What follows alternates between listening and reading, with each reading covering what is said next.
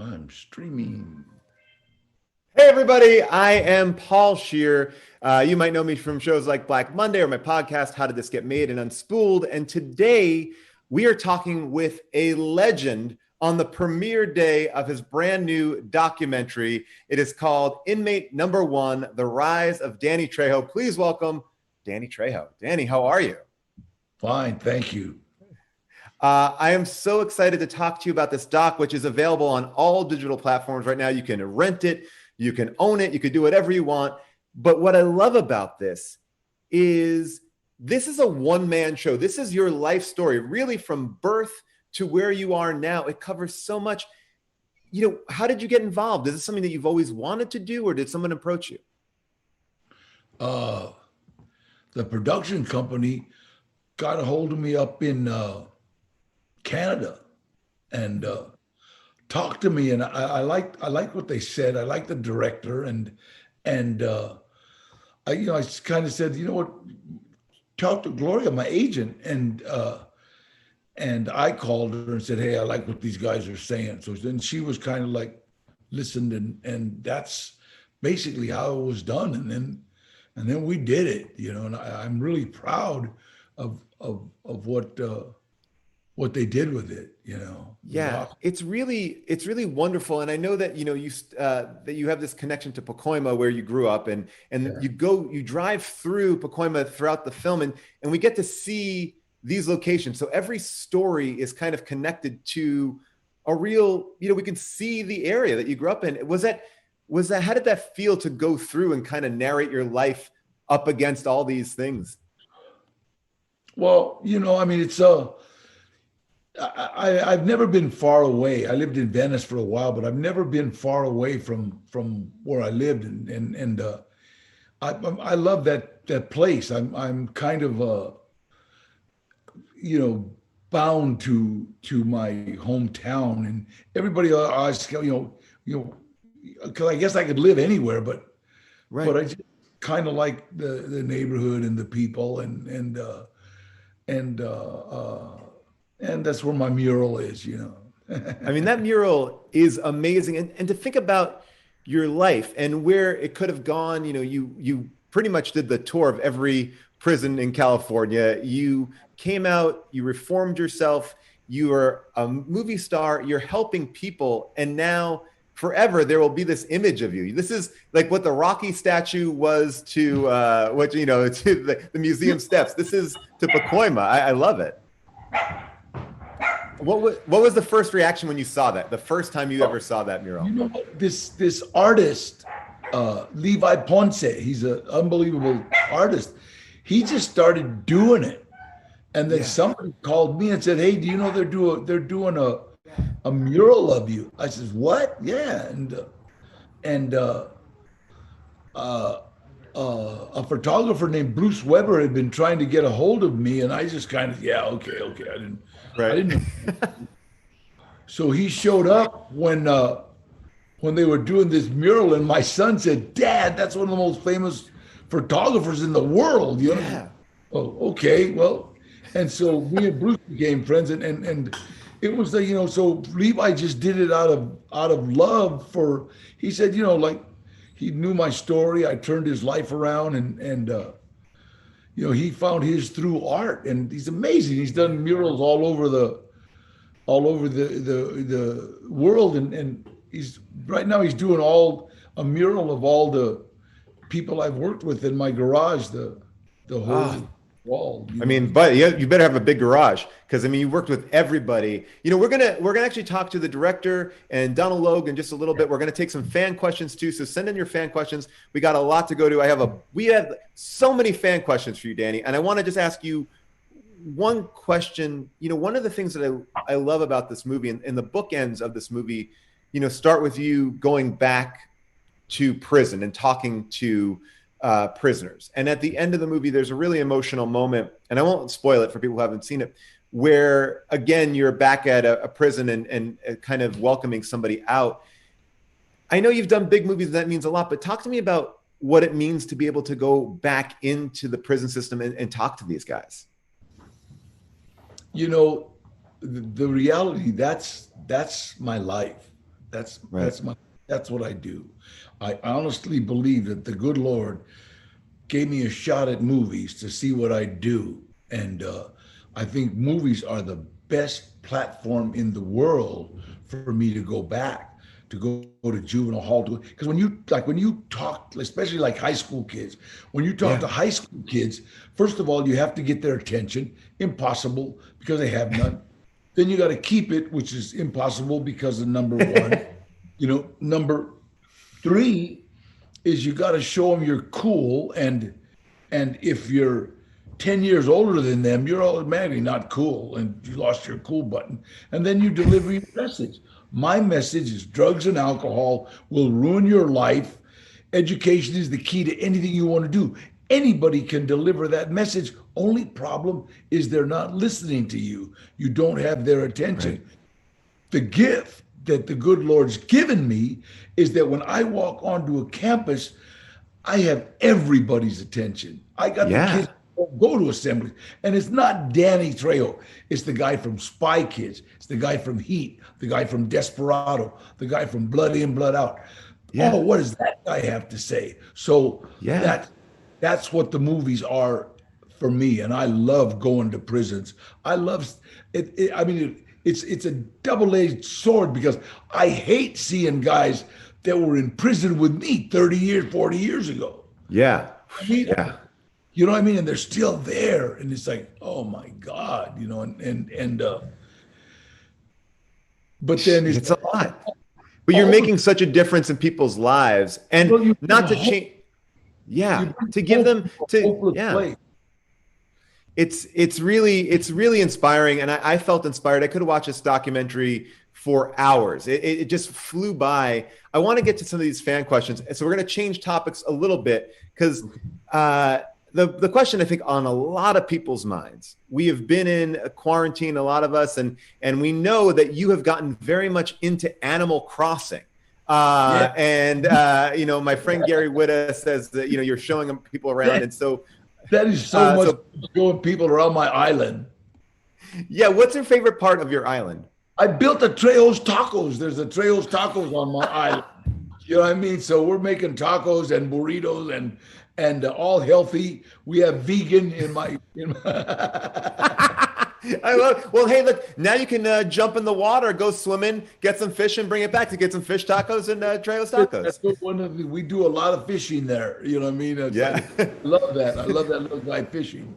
Well, that's from Pilak Numchim. And let's see. All right, so we know you're a superhero. We know all about Machete, but Aldo Alto wants to know, would you ever consider or would you ever want to play a superhero that's already been done, like in the Marvel or DC world? Is there a character that you've ever felt connected to?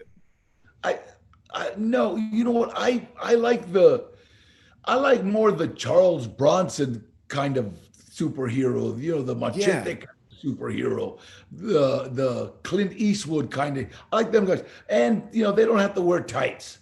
Yeah, exactly. I got nice legs, but they're for me. And I let all them guys with pretty legs do. We have this question here. Okay. Iron Baron, who's watching on IGN on YouTube, asks, who would win, Machete or John Wick? Do you know John Wick, the Keanu Reeves character? Have you ever seen his movies? Who's Keanu Reeves? No, I'm kidding. I'm joking. I'm sorry. I'm joking. But I think there's the answer. I mean, look, John Wick is good with a knife, but Machete, look, you don't even have to say a word to get in there. Like, I think you'd intimidate him with a stare. Okay, this is actually a great question. This is from Weird Guy. I'm not calling him Weird Guy. That's what his name is, Weird Guy. And he says, you've died so many times throughout your career. What is your favorite death scene? Okay, well, first of all, let me tell you, I hold the record for deaths in Hollywood. Whoa. I do. I have the record. I've died more times than anybody. And my favorite death is the one in Heat. Yes. Right there, the one where Robert De Niro killed me. You know what I mean? And it's like, that's just working with those guys put me in at a different level. You know what I mean? And I remember Michael Mann even saying, hey, you've just moved up. You know what I mean? So I mean, come on, look Robert De Niro, Al Pacino. We got I'll Be Your Huckleberry. I mean, By the way, I have to say, for people who for people who have not seen the movie, when you see Inmate #1, The Rise of Danny Trejo, you will get to see a little bit of your Robert De Niro impression, which is very good. You have a good Robert De Niro. We're going to bring in the director of this film right now. This is we're going to bring in Brett Harvey. Brett, let's see if he's out here right now. And while we'll talk about Brett, so Brett is the guy who approached you. He was inspired by you. You came on my podcast a couple of years ago, and I felt the same way I imagine Brett felt. Like, just hearing these stories, you said a couple of things that always resonated to me. And like, I love this image of you going around, like you have all these stuffed animals in your car from like the claw game and stuff like that. You're a master at the claw game, and you donate them to children's hospitals. You're full of these amazing stories. Every part about you is fascinating. And I imagine welcome Brett here. That must have been one. Hi. That must have been one of the things, like, what got you excited about Danny and doing this? Well, at first, I only knew Danny as probably most people do, which was just the scary face, the scary looking guy that you see in films. Right. I remember when the producers sent it my way, I started looking into it, and I hate to be cliche with it, but it is literally one of those ones that if you wrote into a script, nobody would believe it. It's just such an insane transition of character. And that was the biggest thing, was that he had the most dramatic transition of character I'd ever seen in anybody that we've come across in the film.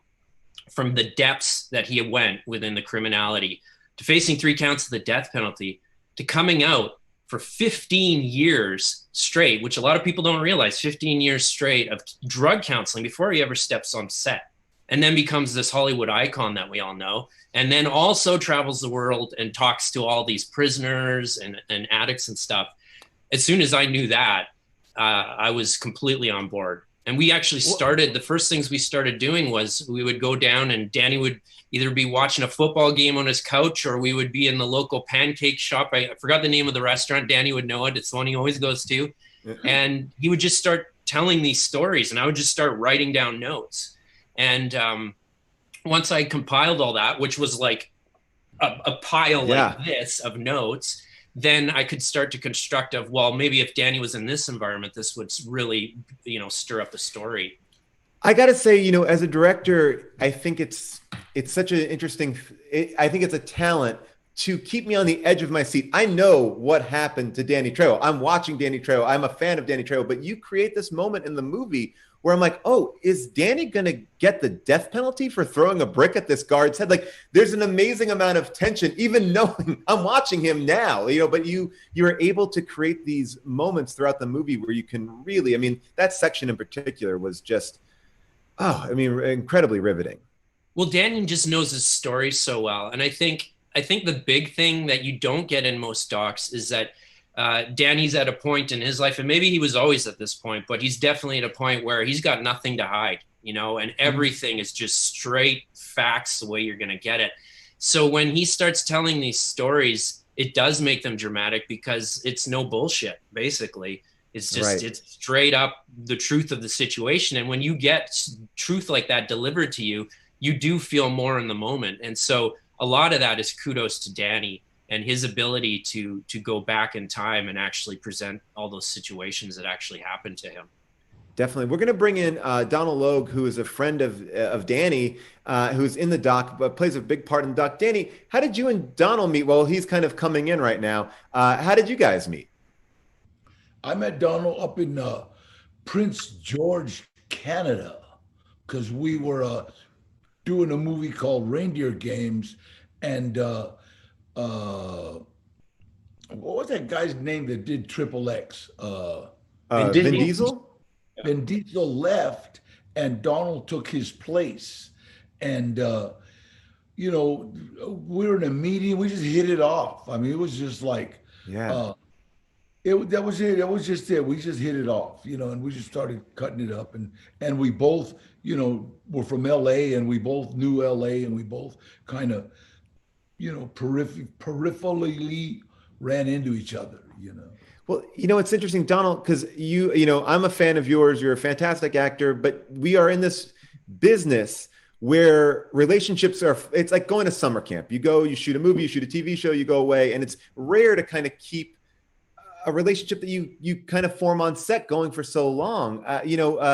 And you and Danny really have this kind of special bond. You said that you've been like spending a bunch of time working with him in the last couple of months here too, right? Absolutely. But, it was a little bit different because when I met Danny, I was going through a kind of tough circumstances, and he really stepped up, and he told me, I have your back, and I won't get into the long, crazy stories, but one time he found me when I totaled my car off the 101 after, wow.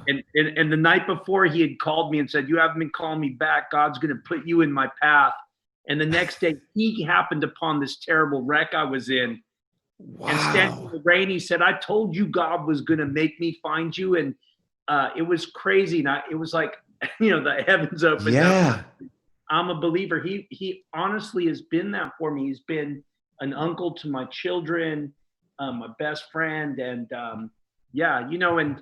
and I've had the pleasure too of, I come from the Mexican border in a community called the Imperial Valley, and Danny's gone down there a lot. And I've been able to go through my hometown with him and go to my high school. And, he is everything that was presented in the documentary and much more. Yeah. No, I love that. I mean, and I love that you also kind of experienced this. Oh yeah, go ahead, Danny. He was still the only white guy in that school when we were there. Well, but I was thinking about this power that we have, and we were talking about this in the beginning. Like, Danny, you bring this energy, and I feel like people want to trust you. You talk in the doc about you had to make people at ease with you right away, right? Because people would be scared of you, so you had to find a way to make them at ease. And I think you've gone this other direction where you have become almost this inspirational figure to people. I think you really love helping, and whether that's mowing someone's lawn when you first get out of prison, or helping kids, or being an ally to somebody on set, it's amazing. So Donald, how did you get involved in this film? How did you kind of connect the dots here? Well, they were doing it, and there was a guy, another mutual acquaintance named Craig Balcom, who was involved with Brett in the making of the movie. And I was coming back from New York from Gotham, and they told me that it was happening, and would I be willing to jump in? And of course, anything for Danny, it's an honor, and it's a privilege. And so, yeah, and it was just good to catch up with Mario and Danny again, and the kind of the old gang. Yeah. Well, so again, we're talking about Inmate #1, The Rise of Danny Trejo, available on all streaming platforms. You can rent it, you can watch it, whatever you buy it, whatever you want to do. But I want to kind of go down the line. I know you've all been talking about the film. Today's a big premiere. What's your favorite moment in the doc? Like what do you connect to when you watch it? Anything jump out at y'all? I'll go first. Because for me, 100% was when we jumped in the car, the Bel Air with Danny, and we started cruising through the old neighborhood. That was one of the most authentic moments I've been involved in filming, because it was just, I swear, every 20 seconds was Trejo, machete being yelled. Like, I had to cut around all this constantly, people screaming out. But, we would drive 50 meters, and Danny, because it was the neighborhood he grew up in, he would be pointing out, oh, there's where, we robbed this place, or there we fought sailors with a broken beer bottle, or there, that's by the airport. That's where this gas can blew up and my dad got mad at me because I wanted to play with these kids, all these amazing stories. And then, of course, we ended up that day at his old high school, and, Richie Vallen's old high school. And then Danny, some of the stories about his grandfather when he had first seen Gilbert, the effects of how the effects that heroin had on Gilbert when their grandfather was yelling at them and stuff. That was it was a pretty special day. So whenever I see that in the film, that always brings that back for me as being one of the most memorable. Donald, did you know all these stories? I mean, I know you and Danny have been friends for years. Did anything surprise you? No, some things did. I pretty much knew them. And what I will say is they are, but for the last year, we've been working on Danny's book. So Right. to Oh, to can't just wait give for a heads that. up to people, it's on Simon and Schuster. It'll probably be out later next year. And what Great. was great was I got to get a few layers deeper, and I have the same feeling as Brett. The other day we drove because Danny's constantly of service, and he said, "Come on, we're going to a food bank. We're handing out food at this at the Herb Wesson Center in Koreatown." And we're driving down the 5 and the 170, and exactly like what Brett said, it was, first of all, we're driving over where Danny's grandmother and grandfather's house had been before it was claimed by eminent domain to make the 5.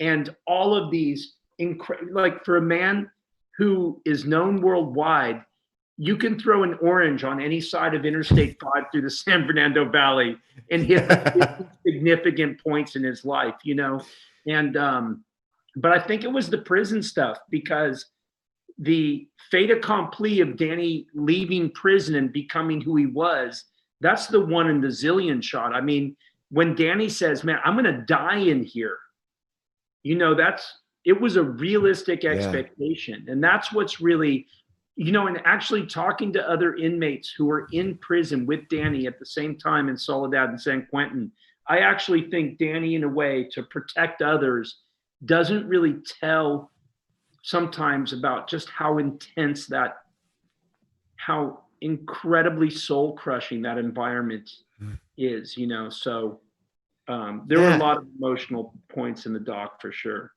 And Danny, I imagine it's interesting because you live this life. It's not a surprise to you, but seeing it all put together, I imagine it must be interesting to watch people see it. Your children play a part in this film, and to see your daughter and your son, like, what was that like to see them? I mean, I know they know you, but are they seeing you a little bit differently or experiencing it differently? Yeah, it was amazing watching them. God, I wish their mom Maeve could have been in it too, because she's she's amazing. We've been, God, separated like 20 years or something, right? But we've still managed to raise 2 kids and 4 kids, really, and it's kind of like the real story, of Right. 2 kids going through their drug thing, and it was, I put her through nursing school, and then she went through law school, and Adono really got into that, and I think that's I think that's the one thing that, like, really, it's been a secret of mine for a long time, and I guess, I'm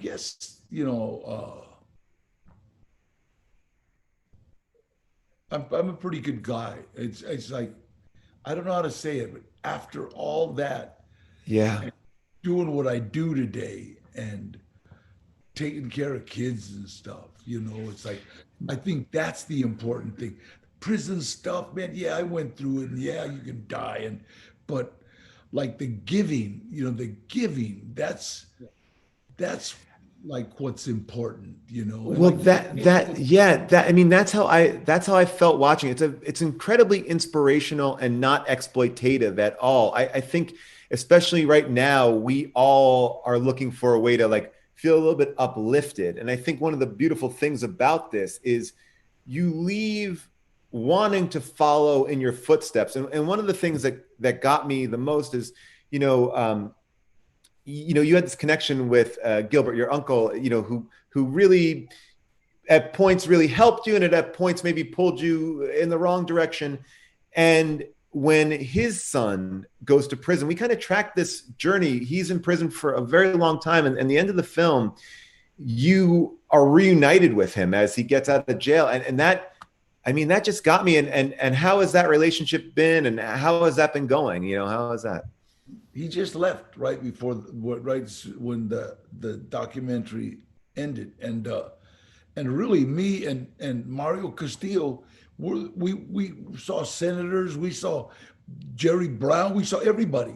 And right now in the law books, you will see his name, Gilbert Trejo, because he was one of the first juveniles sentenced to life in prison that got a parole, and that's now it's a law that juveniles that have gotten life in prison, they can still come to board because you're a different man after 30 years in prison than Yeah. you were 17. So I mean, look, I don't even want to be accountable for anything I did under 25. I mean, how can you be, I mean, really?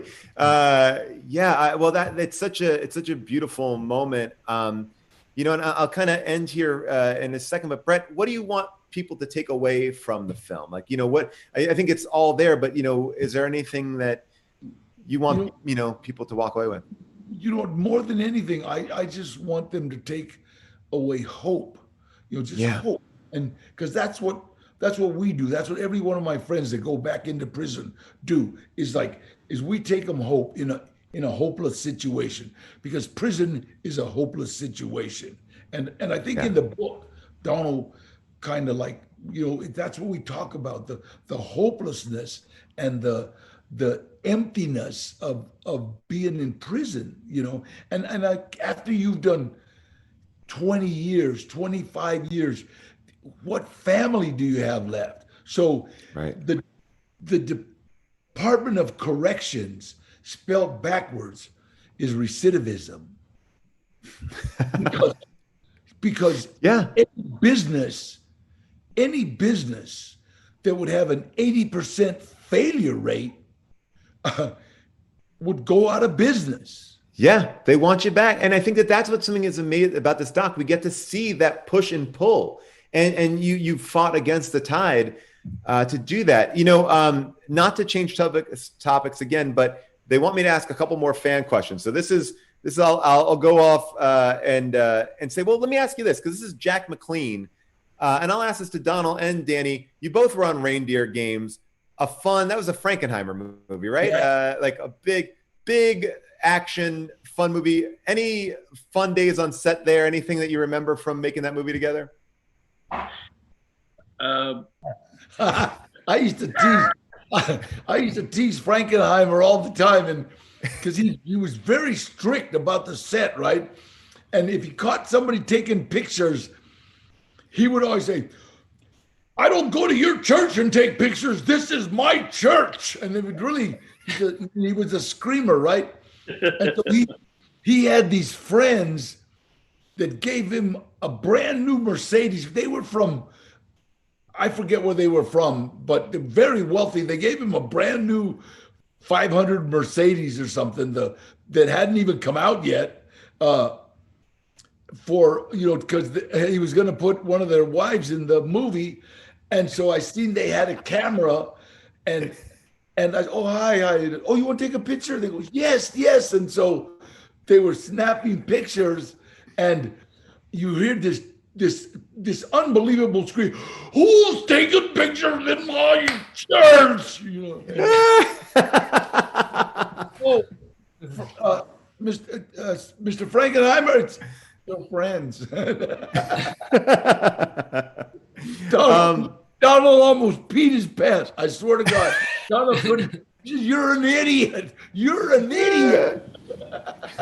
Daddy saved me more than many times on that production, especially one day when we were losing light. We had 72 setups to get before we left Prince George to go to Vancouver.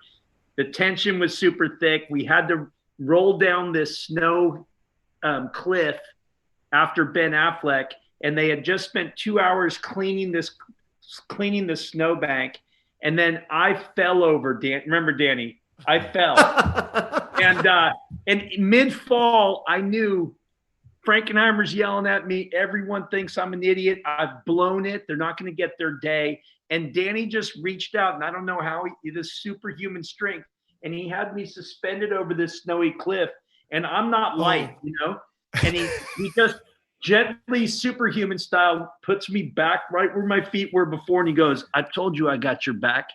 And then they rolled action, and I was like, "This dude is my angel, man." Yeah, you have a legitimate guardian angel there. Oh my God. And you know, yeah, Danny's just the most helpful. We spend our time up in Canada going to halfway houses because that's what Danny does on the download all the time. Well, I mean, this is interesting from Muslim Man. Muslim Man wanted to know, Danny, what was the most impactful thing someone said to you? And I know that's a hard question because I think in the doc we see all these very important people in your life. But like, what's like maybe one of the top 3 things that you really can think to and hold, you know? It's in the documentary. Eddie Bunker, he once said, because Hollywood is meant to seduce you. Really, it's it is meant to make you feel that you are entitled. It is made to make you feel that everybody is supposed to get you a cappuccino. And I remember Eddie Bunker saying, Danny, remember, everybody in the world can think you're a movie star, but you can't. And I said, what talking about, Eddie? And he says, watch. And we went over where there's a couple of real movie stars and everybody was talking on them and on, and ooh, we love you, we love you. And then they left. And then we heard afterwards, that son of a bitch, I stabbed that book. And I was like, even asked. And it's like, wow. I says, so I don't never want to be called a movie star. Even Robert De Niro, if you call Robert De Niro, he will say, no, I'm an actor. You know, and I've heard people say, hey, you're a movie star. No, I'm an actor. And that's me. I'm an actor. I don't never want to be a movie star. I want to stay an actor. You know, I want to be the same guy that paints your house. It's my job. Right. You know, I'm a house painter. I love it. And I'll just ask one final question. This is from, I think you might know the answer here, but I'll ask this anyway. From Adore You in Ash 11. Adore You in Ash 11 asks, what character do you feel is closest to you as a person, Danny? Wow. Is there any character you've ever played that's most like you? You know what? My son just directed me in a film. It's not out yet, but it's called From a Son. And I actually play his dad. And I actually, you know, he goes out, overdoses, and dies. And one thing my mother used to say all the time, when I would be out at night and I would get hurt, she would wake up and knew something was wrong. And my son starts the movie just like that. It's like he ends up overdosing, dying. As he's dying, I wake up and I'm looking at his baby pictures and I know something's wrong. And I just thought about all the times my mom said that, you know, and so the emotion that I had to come up with, a dad looking for his son, you know, in the middle of the night, walking into his Dante's Inferno or whatever it is, hell. And it was so funny. My son's a great director because every time I would get back to being tough, I wasn't vulnerable. I'd say something and he'd go, here, Dad, do you want my wallet? Because it sounds like you're robbing someone. So I love that. What's that? Wait, what's that movie called? I know it's not out yet, but it's going to be coming out, but we'll keep an ear. It's called From a Son. We were going to get it into the Toronto?